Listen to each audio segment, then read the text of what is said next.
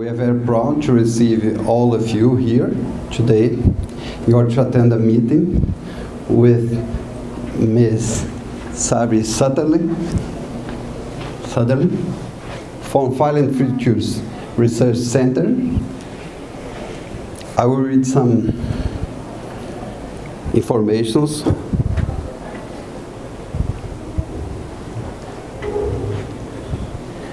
Ms. Sari is the coordinator of the Violent Futures Academy, which is a national network of 10 universities for future studies academic education. Her specialty is transnational education and international cooperation. And today, Ms. Sari will be sharing with us her expert vision on foresight practice in organizations. With that, I would like to give you your attention and help me to welcome Ms. Sari Söderlund to our class. Ms. Söderlund. Thank you very much. Am I loud enough? I might, or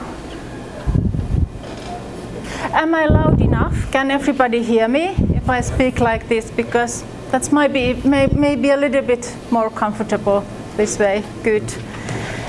So, bom dia, that's what I have learned in Portuguese language. And thank you for coming because you had so many other options available in your own language, and you chose to came to this session of English language. I try to be clear enough. A little bit about my background.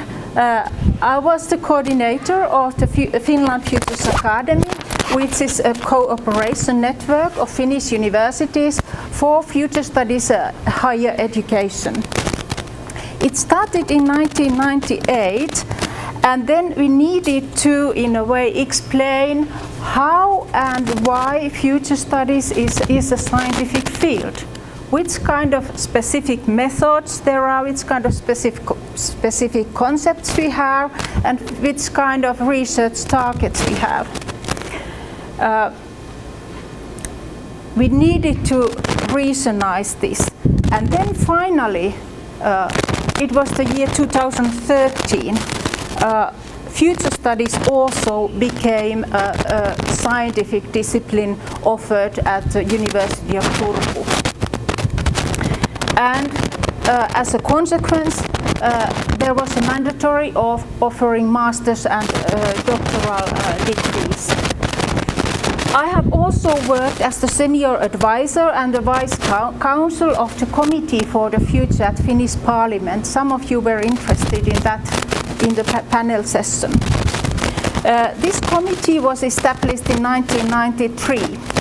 And that was because we had a deep economic crisis at that time in Finland, and the parliament said that now we have to have more powerful tools in order to see light, in order to see more brightful future for Finland, and to take steps according to that future.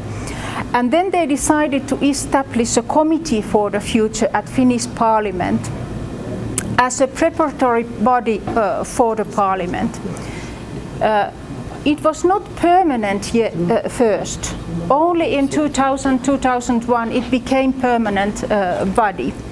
And that was to my mind because we needed to show that there is a specific contribution that can be given by future studies to the political discussions in the parliament. And in a way we succeeded in that.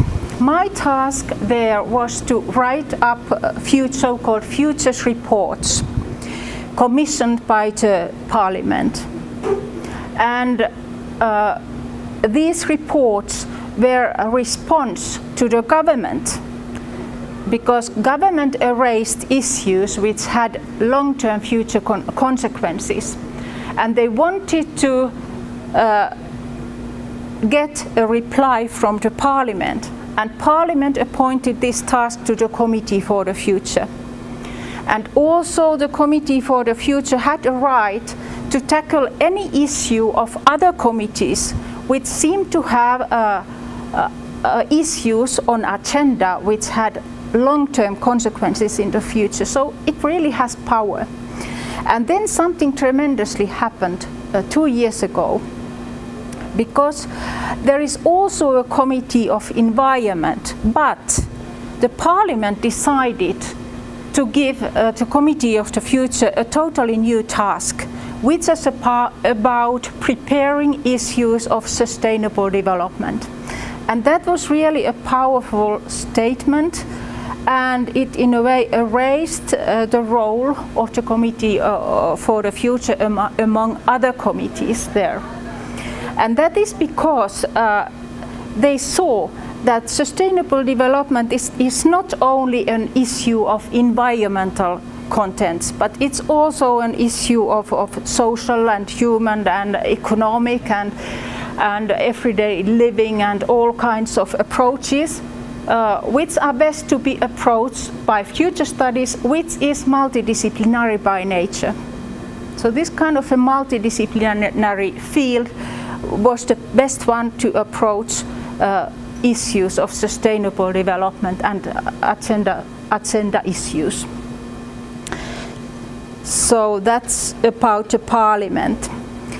However, now recently for a few years I have done much work with organizations. They are public institutions and private companies, and my presentation about unraveling foresight practices in organizations is based on my experiences of the so-called Certified Foresight Professional Program, which is targeted to people coming from organizations in Finland and people wanting to increase their foresight skills and also to bring foresight as a part of the strategic planning and decision making in their own organizations.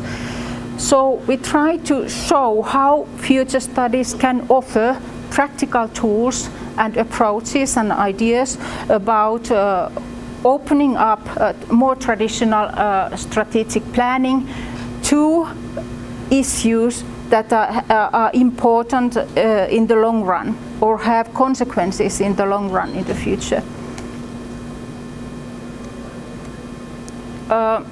This is a desert rat. This is actually a video. I'm not going to show you that video because I'll save a little bit time, but I explain what this is about. The researchers in the Michigan University wanted to make a study on the desert rat because they saw that this rat is in a way, it's moving in a very strange way. It's quite sporadic and it's going zigzag and they wanted to see if there are any regularities behind these movements of this rat. And they finally end up saying that no, there is nothing. Moving of this rat is totally unexpected. It's totally unpredictable. And this is probably the reason why this rat has survived the natural selection of species also. However, if this rat were a human being, what would it be doing then? It would probably be conducting a pilot, for example. Trying this and trying a little bit that way, how to do. Or it could, for example, implement the so-called robust strategy, which is a kind of strategy that you choose when you want to avoid all kind of risks. So you choose a strategy which is feasible and valid in as many future environments as possible. Humans also need to be flexible and agile, because we can only prepare ourselves to the futures which are prone to our imagination. And according to research, our imagination is not enough. That's a little bit sorrow, but that's how it is. So we are not able to expand all the possible futures because we don't have imagination enough. So it's prone to our imagination of how we can prepare to different kind of futures. Still, now and then I hear our researchers, oh, what's that? Yes, I hear our researchers arguing that is it really that the pace of change has increased, or is it just our imagination? We just think that this is a little bit fast that we are going on, because in the history we had such turbulent times with big innovations such as steam machine and electricity and printing technologies, etc. But now we can already say that there is enough for evidence that the pace of change is intensifying. The product cycles get shorter. This is just fact. What is this in this slide? Technological development gets faster, speed of innovations gets faster, diffusion of innovation is faster, and so on. And in this environment, with such a fastening change, it would be very tempting to be a desert rat, don't you think? What can we plan when this is so complicated and everything is so fast? All right, but it just happened to be that human beings are better equipped as the desert rat. We have cognitive skills, we have skills of abstract thinking, we are able to make plans, and we are able to imagine which kind of influences and consequences of our actions and decisions have. And finally, what is the most important, we should actually lead to development. We should put our values first and make a selection of which kind of future we really want, and make actions according to that future in order to reach it.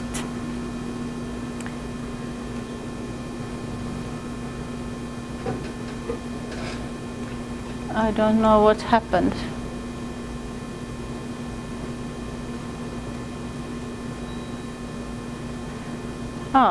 It's coming out piece by piece. Let's see how it goes. So what is strategic foresight actually? There are other concepts also. There are business foresight, corporate or organizational foresight, or long-term planning or strategic planning. These are a little bit the same, but there are just very small incremental differences about the approaches. But in future studies we call this the strategic foresight. In the dissertation written by Milla Virén in Finland 2017, she said that strategizing is interaction with uncertainty. It's so simple, interaction with uncertainty, but here we are doing anyway with individual actions and decisions. And then what is then strategic foresight? So now we have strategizing, which is interaction with uncertainty. So what is strategic foresight? Strategic foresight means actually scanning 10 or 20 or 30 years ahead with affiliated consequences of increased uncertainty. And why is this increased uncertainty? Why? It's because in the long run, in the future, almost everything can change. Institutions can change, infrastructures can change, and also human values change. So when we have a short run of maybe 5 years or so strategic time scale, there are some things that still sustain, but in the long run, when you go enough for long into the future, everything can change, totally everything. And we can only deal with this uncertainty if we change our understanding of what is knowledge. The traditional idea of sciences, of knowledge, is about data. It's data about the past and it's data about the present. And that is still very valid, because by knowing about the past and the present, you are able to put the right strategic questions.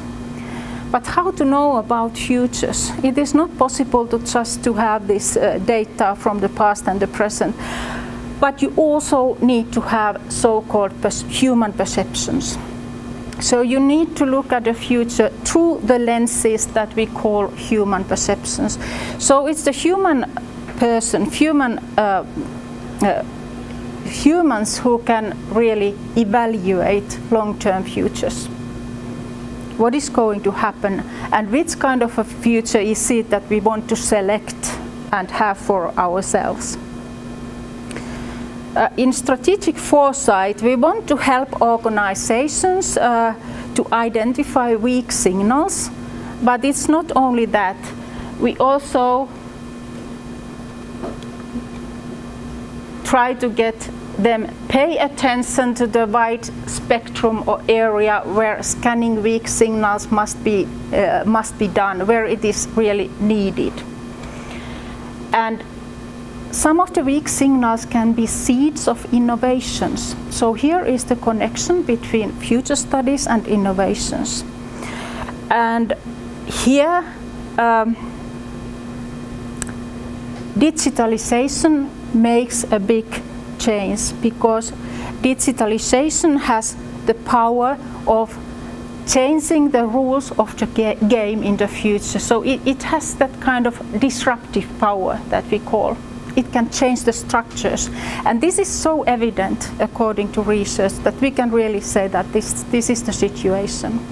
That digitalization is going to have an amazing influence on our future in the long run. A short history about strategic foresight. It was born in 1950s in the Rand Corporation in USA, where they defined defense strategies. And then in 1960s, 1970s, there was a period of scenarios, and maybe I don't know if you have heard, the Shell Corporation of all the companies is one of the most well-known companies of making scenarios. In 1972, they defined scenarios, and one of the scenarios was based on the idea of a very steep rise in the price of oil. Nobody believed that time that it would happen. It was very, very improbable. And well, it happened in 1973. There was the oil crisis, and this put in a way the Shell Corporation in a more preferable situation compared to other companies, because they were prepared to that kind of a future, even though it was seen improbable. In 1980s and 90s, there was a professionalism of methods and processes of foresight. We actually moved out from a kind of American style of visioning one desirable future to a European style of exploring different kind of futures. So this is what happened. And finally, in the beginning of the millennium, the strategic foresight started to enter organizations. And now big organizations do have their own foresight systems and plans. They want to see how to make use of different kind of new possibilities and options of long-term futures, and also how to avoid risks.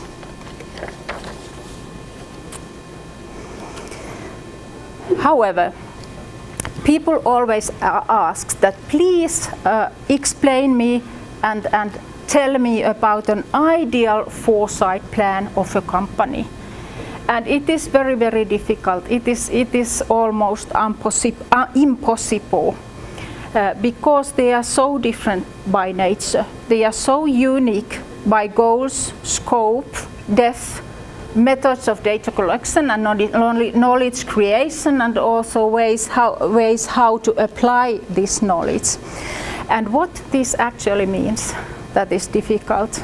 There is actually a little bit positive reason for that. Because these well-defined foresight plans and systems of the companies, they are a part of the competitive advantages of that specific company. So they don't open up their own foresight system very easily. And actually that is one reason why they enter our course training of certified Foresight professional program, because they know that taking part in this course, they are able to little bit spying of what other organizations are doing in this field. And most of the corporate foresight research is targeted on large companies, and there is a very simple reason for that. In large companies, foresight is coded simply. It is expressed in the documents and it is properly explained. It's easy to be approached by the researchers, because when there are smaller companies, they might have foresight processes, but they are often tacit and they are hidden in the culture of the organization. However, it is a rather big turning point and change to turn our heads from strategic mindset to strategic foresight mindset. And I show you one a little bit naive illustration of that. So this is a production of cars. There is a factory producing cars. And this is quite typical way of futures thinking about trend extrapolation. I think you might know this.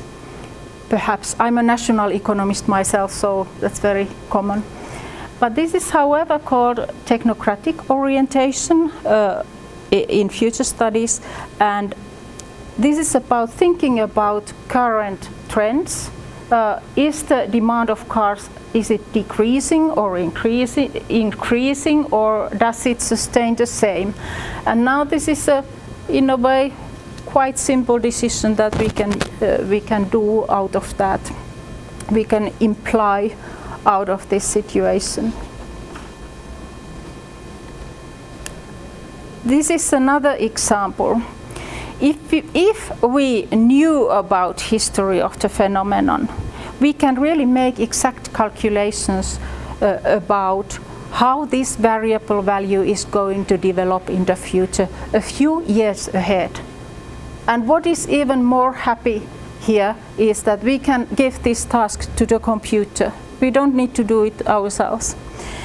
So this is about an example of the amount of trademark registrations in Finland and internationally during 2000-2015, and trend forecasts to the future in 2016-2019. And you see this line is for Finland and this line is international. So we should be quite happy in Finland having so many trademark registrations, having so lively economic lives in Finland. But some people are worried, have been worried, because when you make the trend extrapolation a few years to the future, you see this gap is scrutinized. And we are no more such in a favorable situation, but of course it's still a happy case for Finland in general. It would be easy to follow trends, or well, easy, that's not so easy either sometimes, and it's totally all right. But the problem is that in the long run these trends change, and it is both possible and probable that we are going to face surprises in the future. And that is the problem with this trend extrapolation, because it doesn't take into account occasions which are highly improbable, or at least a little bit improbable. And now there is a question, are we prepared for these changes? And do we remember to scan the periphery areas of our own business region in order to be able to anticipate the changes that are going to be there? Let's come back to our naive illustration of a car. How would we change that figure when thinking about, when adopting a humanistic orientation of foresight planning and strategic foresight? Let's see how it goes, how it changes in a way this figure. We might see that there is no demand for the current like of car anymore in the long term in the future, but we would need to start to produce toasters instead maybe. Or we would need to start to produce a different kind of car, maybe an electric car or something. So this is a kind of qualitative change that cannot be scanned by a computer, but you need to have human creative thinking and innovations about if this kind of change is needed in our business. So this is a big change. This is a radical change, of course.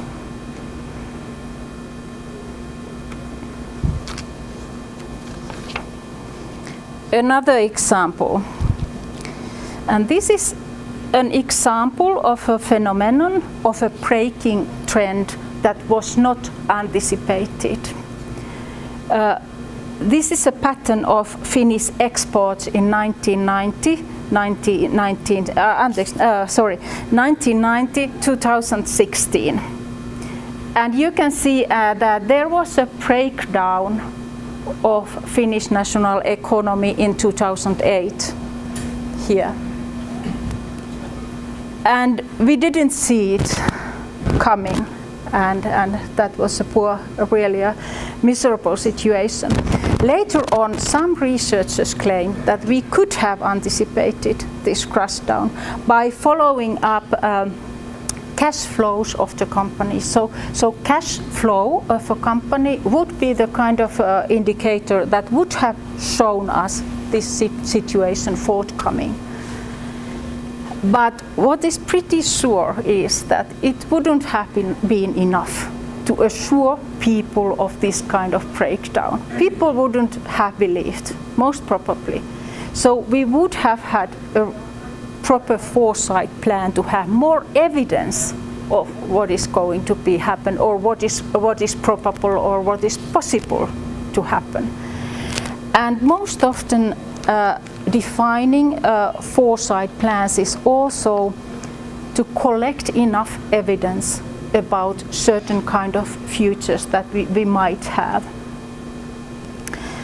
We wouldn't be human beings if we wouldn't like sure knowledge about what the future is going to be. Because we want to make rational choices, and for making rational choices we just need this information desperately. That's how it is. It needs to be just set out. Only 20 years ago, I point out, only 20 years ago we saw all these VVV, Google and Microsoft. And what we now know based on the research of radical innovations, it is sure that 20 years ahead of this we are going to see another VVV, Google and Microsoft, which have an influence in most of the areas of human life. So it's a tremendous change.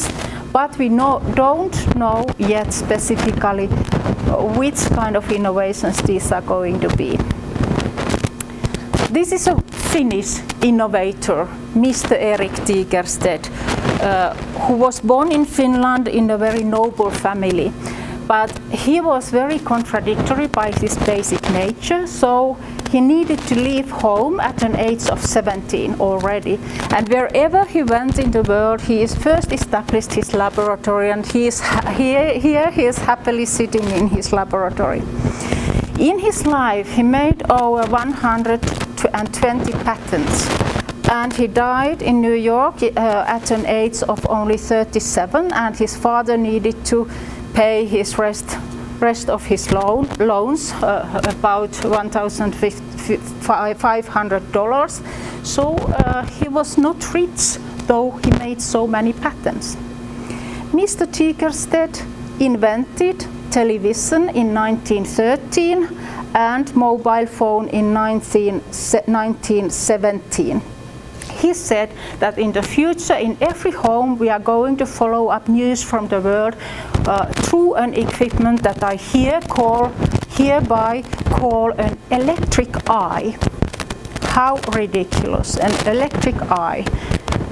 It was then ridiculous, and even now it is ridiculous, even though we now know that it's the television that is there. And this is very typical for major innovations. So when you are in a foresight process or conducting a foresight study, and somebody is expressing something totally ridiculous, you should really take it very seriously. That's how it is.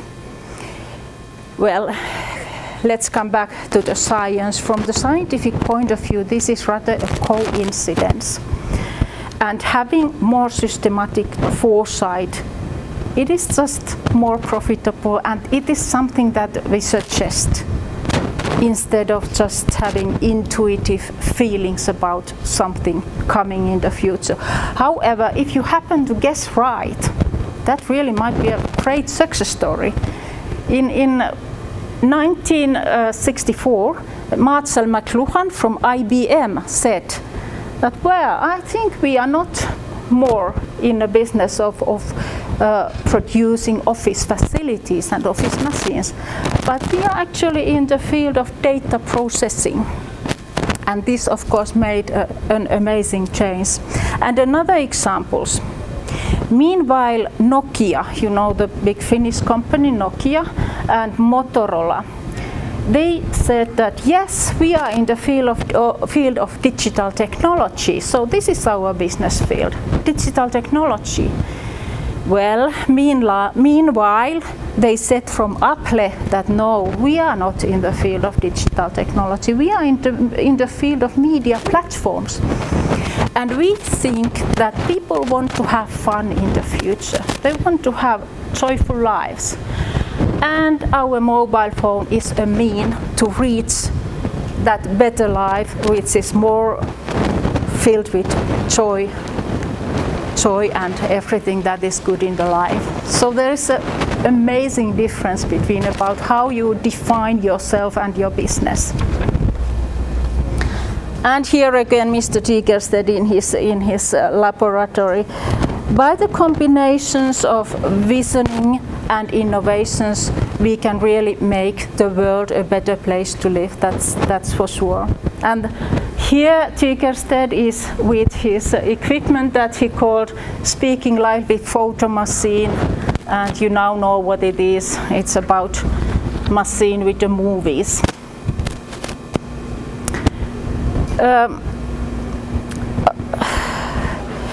I want to show you or review on future studies research that is in a way close to focusing one specific future, because that's what you are interested in anyway.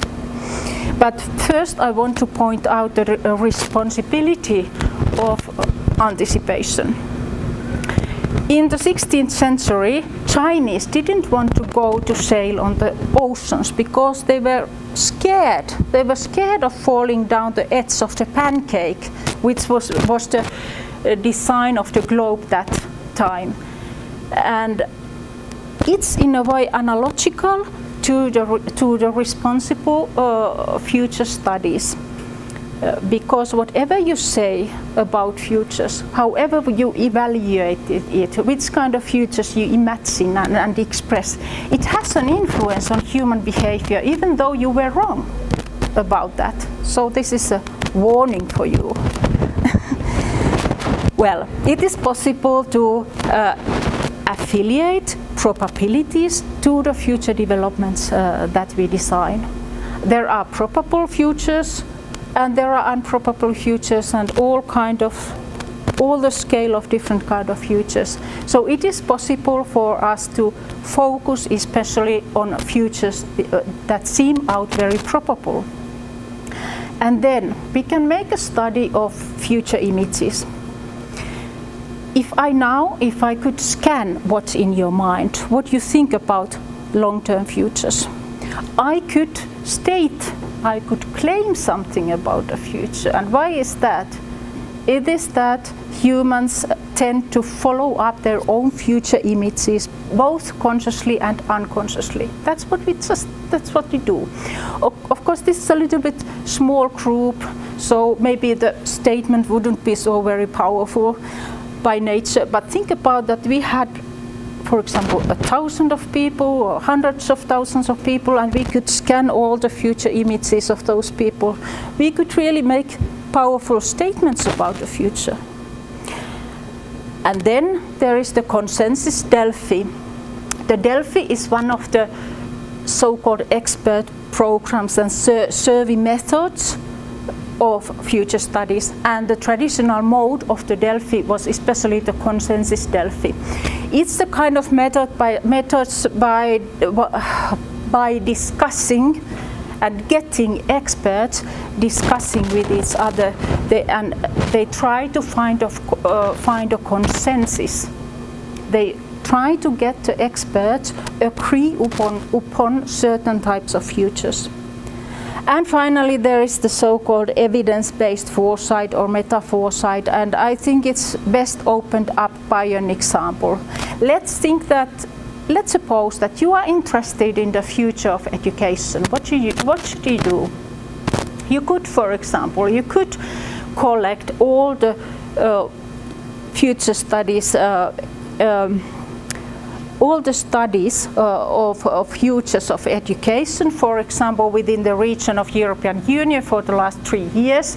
You look at these studies and you try to see what's common in them. Is there something that all these studies has agree upon certain developments, and then you can say that, okay, maybe 80% of these studies claim this about the futures. So it's about scanning the whole variety of studies that have been done in a specific region and draw conclusions out of that. In companies and organizations, people are often too busy to see that our targets are not so challenging and not so future-oriented anymore. Somehow we have dropped down into a certain category that wouldn't be the category for us. So there are questions: do we risk our long-term survival by being in a category that's not for us? Or are we losing future possibilities when competing in a wrong category? And finally, there is the question: how do I know if my organization is chasing a snail, like in this picture? This is something that I ask always when there is going to be new round of the Certified Foresight Professional program starting. And there are the participants there. I ask, do you know if your organization is future-oriented? Do you have foresight processes and practices in your organization? And what's the answer? Most of the cases, the answer is that I don't know. I don't actually know. However, now we have the criteria and characteristics and practices of foresighting organizations available. So it is possible to have those indicators of foresightfulnesses and apply those indicators in my own organization and see if my own organization is future-oriented enough. But how to get further on? There are very different ways of approaching futures, and we can face surprises that we couldn't anticipate, and then we need to be adaptive and flexible. We are in this region here. We are the desert rat here, and then there are things that we are able to anticipate. We are able to think about that this kind of development might be possible, and then we are able to make plans. We are able to make plans in order to utilize the new options and possibilities of the developments that we know that are possible to emerge in the future. But then the other side of this figure here, the right side, it is a totally different avenue. It's the kind of avenue that we think that we can have an influence on the future ourselves. We can really have an influence what is going to happen.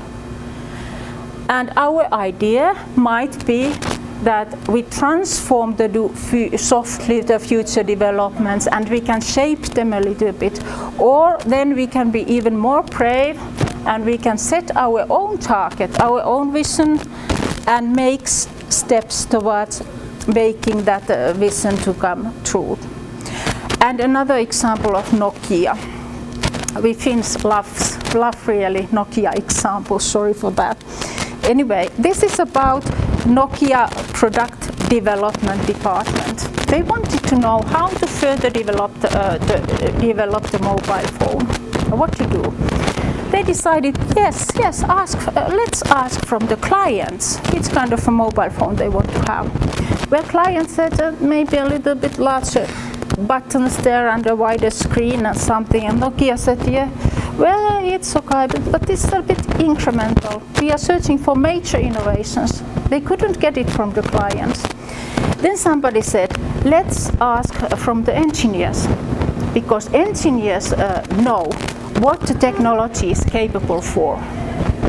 What can we do with the current technology? But they realized that engineers were actually prison of the current technologies. They couldn't imagine the technologies that are still forthcoming in the future, but they were prisons of the current developments. And so the Nokia still get a little bit incremental innovations there, and they were not so pleased. And now there is a question, what should Nokia have been done? What should they have done in that situation? Any suggestions? Well, I claim that they should have been inventing different futures of good life. Just inventing. This, I know this sounds ridiculous. How can you invent something just like that? But they should have invented a new idea, a new vision about the future, which is beyond current technologies. And how stupid to vision something that we cannot implement. The idea behind is that you must challenge human thinking. You must challenge thinking of the engineers. You must challenge thinking of those who are doing product development and so on. And you cannot do it otherwise.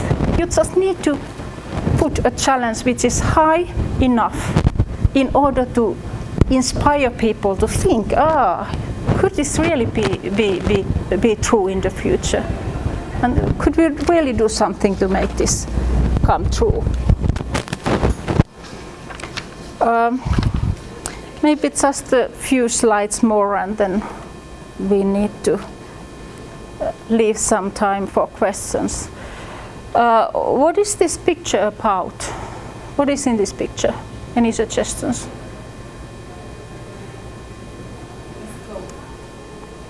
You see a cow? Any other questions? Any other illustrations? Mare. Yes? A mare. Mare. Mare. Map. Yes, good. Any others? Profa. What else? Profa. Profa. Profa is the psychological test. Ah, I see. Yes. Actually, great suggestions that you have. Yes, great. In future studies, things are not just in a black and white, even though this picture is now black and white, but it's just not that things exist or they don't exist. But the case is that the things are constantly molded. They are approaching something that we can recognize. And this is very comforting idea. Because when something is changed all the time, we still can have an influence on that. When it's not yet finalized, we can have an influence on that. And now I can reveal that this is a cow head. This is the ear and eye and muscle in the middle. And when I now say that this is a cow head, I guess most of you can see it by carefully looking at it. Well, this picture is an illustration of how a full futures image is going to be emerged based on so-called weak signals, which are weak observations at present about what might be forthcoming in the future. So these weak signals, they are pieces of data. They are unquestionable. I can recognize them, I can observe them. But what is unsure is what is my idea of the implications of that piece of data. That is unsure. And here we need human evaluation. So as I said earlier, the strategy is about facing uncertainty, and the Foresight strategy is about facing even more uncertainty, because in the long run everything can change.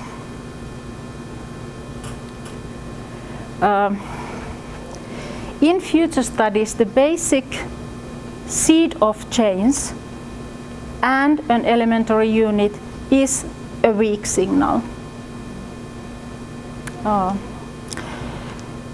And first, there are only a few observations.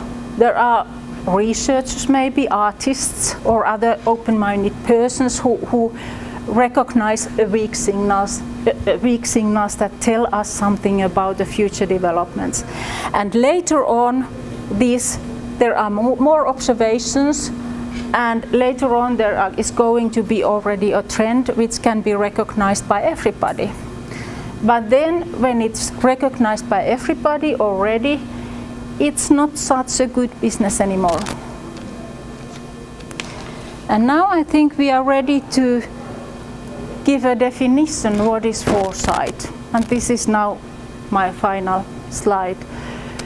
So foresight is the ability to see developments before they become trends, to recognize patterns before they emerge, and to grasp the features of social currents that are likely to have an impact. So we cannot always know about futures, but what we can do is that we can increase our skills of anticipation. We can increase our skills of seeing what's forthcoming and what is possible in the future. And that's about foresight training. So this is the final. And then I end up and you have let's have your questions. These are the questions that we put when we think about long-term futures. What is the best? What is the desirable future for us and our organization? This is a question of vision building in foresight. And what is probable or plausible? This is a question of human evaluation and statistical analysis. And what is possible and feasible? That's a question of scenarios and alternatives. Now you already see the logics here. There are different kind of tools when we need to tackle a certain kind of strategic questions.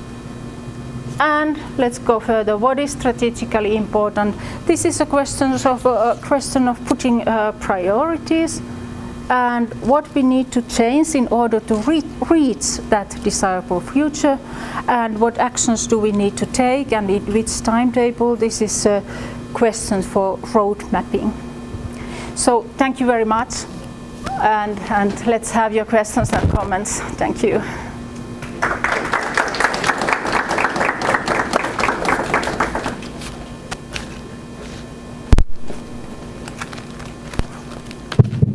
Okay. If you have any questions.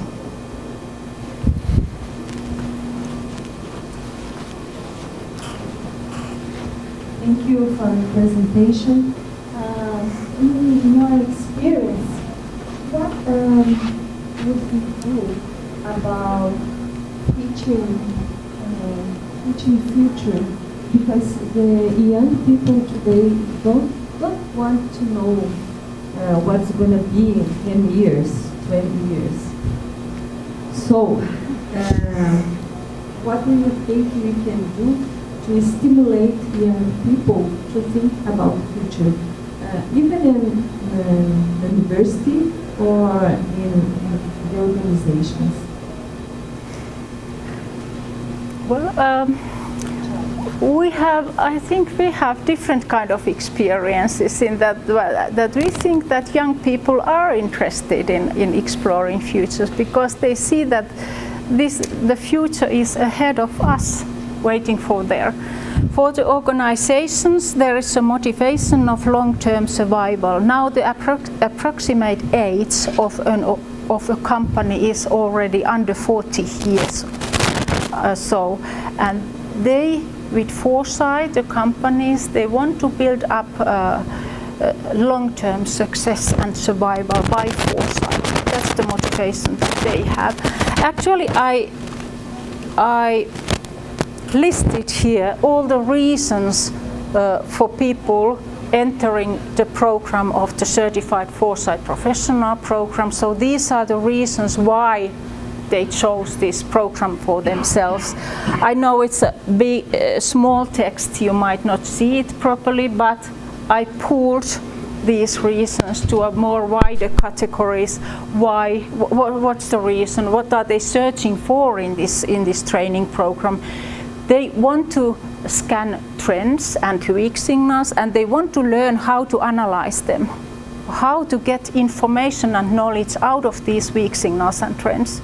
And they might have a need for a shared vision for the organization, or they want to renew the current strategy, or just to deliberate and discuss about some strategic issues, if they are relevant in long-term futures or not anymore, if they have wrong questions in their strategic plans. Or they want to stress test current strategies. And finally, there is the societal foresight which is about having an interest of knowing about future generations and future clients as well. For example, at the moment, there is a new generation entering labor market. And this generation, they want to have fun at work.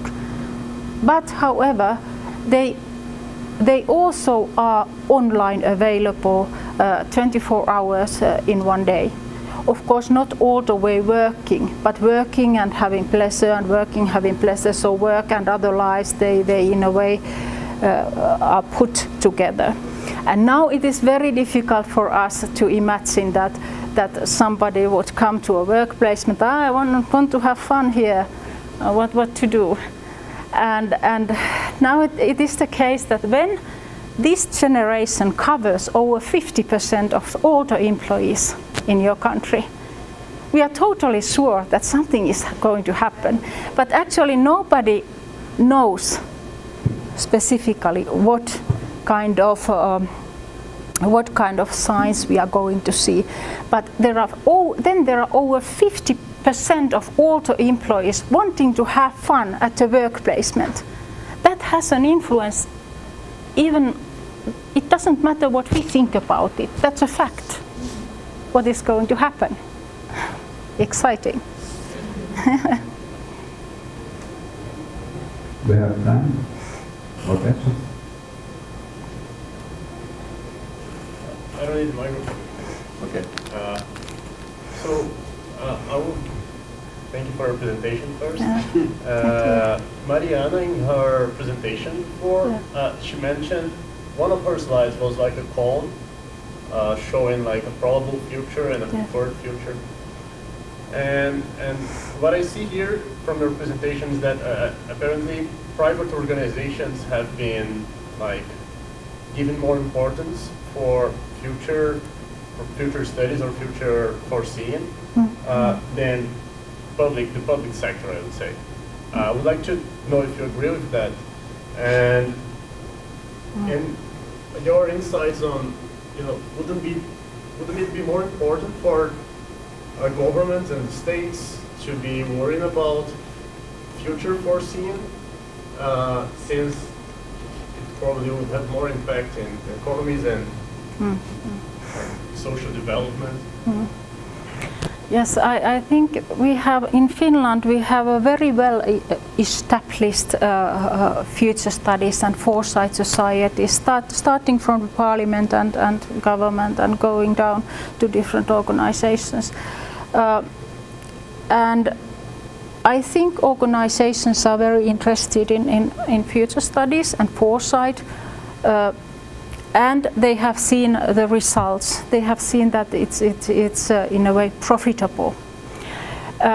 This is one result of a questionnaire that we put to small and medium-sized companies. And we asked what kind of contents is important for them when it comes to long-term futures. And this is no surprise here. Well, technological development is something that is interesting, and also potential new markets with new clients, and also changes in the competitive situation, for example. But then here, they are hardly interested in surprises. They are hardly interested in futures that are improbable by nature. And we have different names of these surprises. They are weaklings, black swans, and wild cards, extreme events, and so on. And think about, for example, that you should need to describe your friend. Let's say that you are friend to him, and you would need to describe, give a description of his characteristics. You might say that, well, he's got brown eyes or black hair or dark hair, and he's a very nice person, and sometimes gets angry very quickly, etc., etc. But let's suppose that you would be interested in getting married with him. Is this enough for information for you then? Now let's suppose that you are walking on the street with him, the two of you, and you are going to be robbed. So you face a crime, somebody comes and takes your wallet and so. What he is doing in that situation reveals his basic values and attitudes at once. And so the theory of black swans claims actually that nothing normal is relevant at all. So normal is totally irrelevant. What can you know about human health issues if you don't know about diseases? What can you know about human criminal minds if you follow up the person in a normal day when he doesn't commit a crime? So it's a very powerful argument that we should be interested in also these improbable future occasions. I don't know if this was any more an answer to your question. I think my question wasn't the best. Wasn't posed very directly. So the thing is, for public sector, should it be more? To which extent should it be more concerned with like having such a developed policy towards future studies as Finland did, establishing the committee back in '93?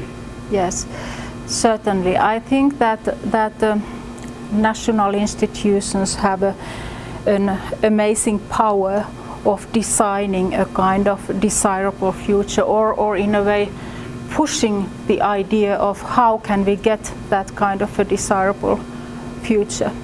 In Finland, what we do with the Committee for the Future, we have all the political parties in that committee, all.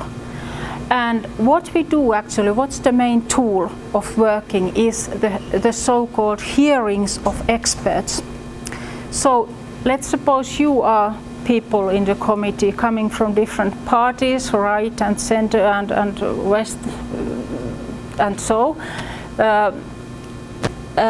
You sit here in a meeting and you hear experts coming here and explaining their opinions, and then going away. Another expert is coming and explaining that his opinions and going away. After that, you are going to have a discussion among yourselves. You are going to arise different kind of issues that you find are important in this specific context in the issue that you are currently discussing, which is based on your agenda. So there is political decision making, showing the multi-voice society, so you have different voices from the society, but there is also special expertise, people coming from the universities, professors and other kind of persons giving their opinions, but the final decision is yours. They go away, these experts go away then, and then you sit there, you think about these expert opinions, you think about your own opinion, and you have to argue with each other intensively sometimes, and you need to find an answer to that issue on your agenda. It's about arguing.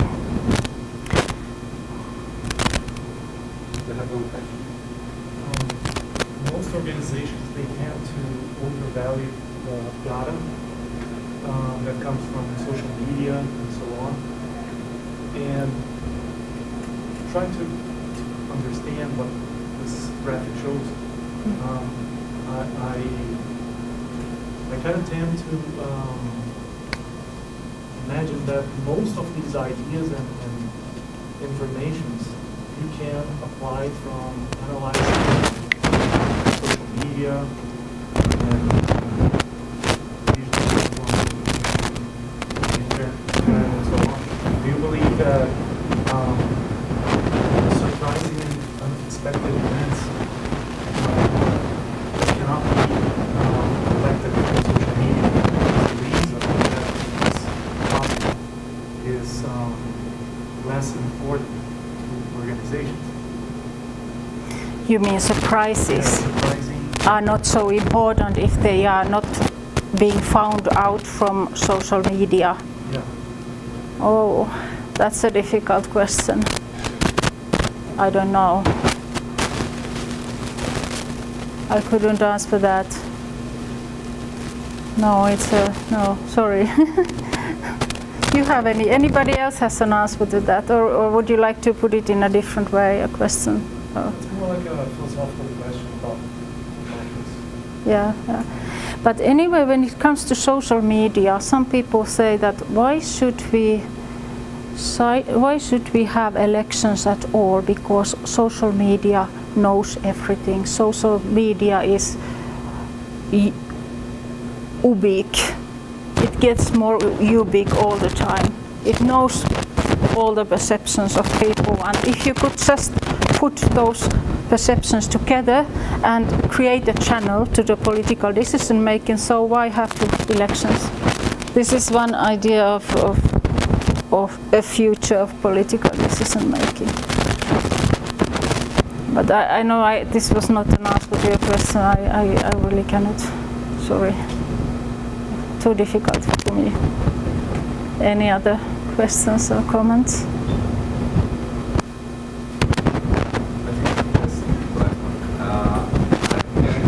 Foresight and studying a bit, but I wanted to know like more resources to study.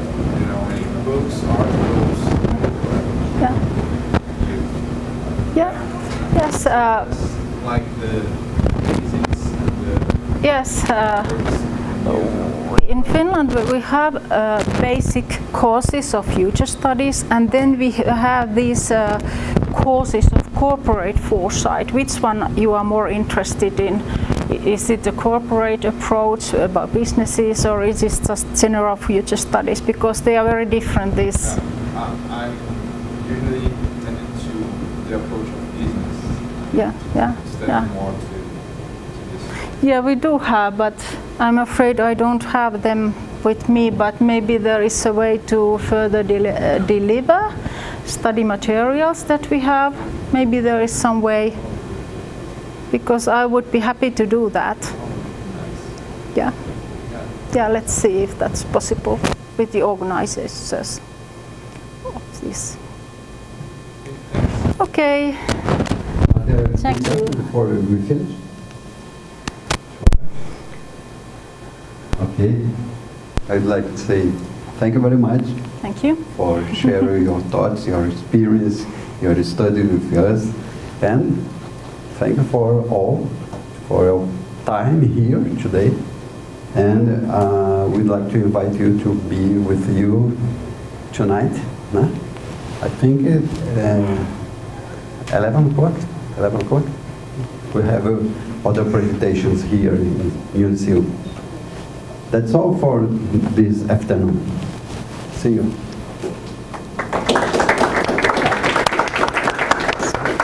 Thank you very much.